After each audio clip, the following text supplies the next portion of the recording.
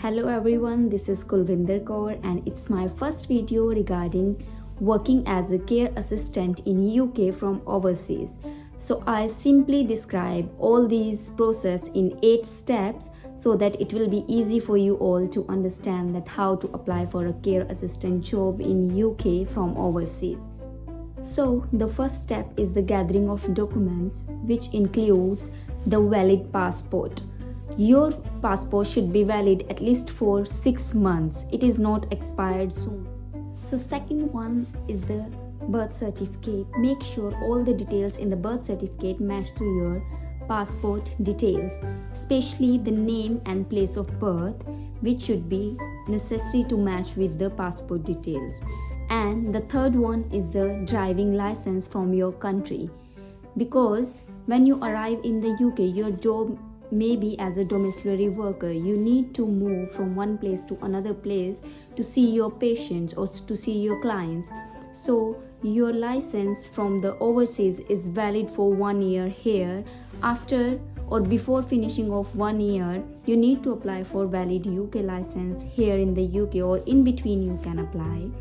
Moreover, the last one is your school certificates and your degree certificates, which is mandatory to mention in all the documents.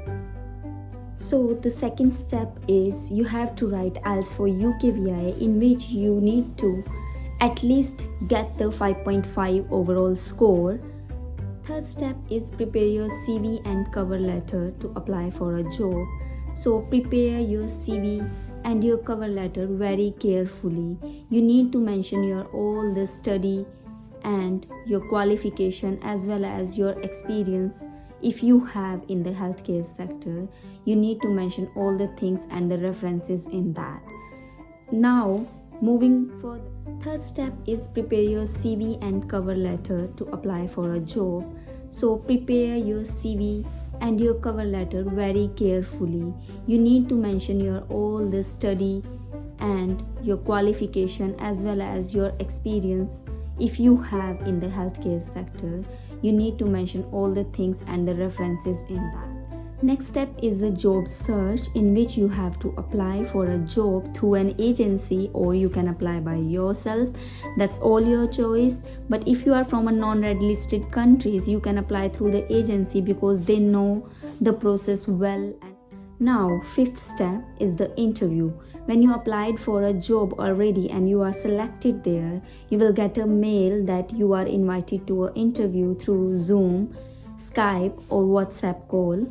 It's all depend on the employer how he wants or she wants to take your interview. And the sixth step is the offer letter. They will issue you an offer letter or a contract, which you needs to read it very carefully and very critically, because it's a legal document. You have to bind to that.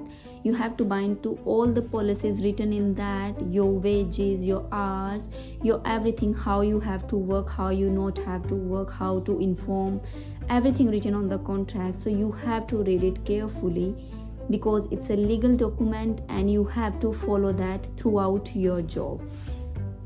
Now the seventh step, where your employer will check your employment checks, which is you have to provide them references and they want them to clear the references.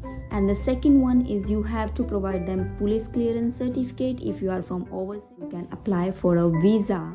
So the final step is you will be provided a valid visa within the given processing time by the embassy.